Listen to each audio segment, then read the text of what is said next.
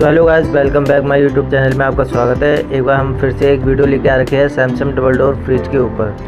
So guys, इसमें दिक्कत क्या आ रही है कि बार बार उसमें गैस डालते हैं तो उसकी गैस निकल जाती है। तो हमें लगा कि कंडेंसर लीकेज हो सकता है, तो बाहर से हमने सब चेक कर लिया था तो कोई लीकेज नहीं था।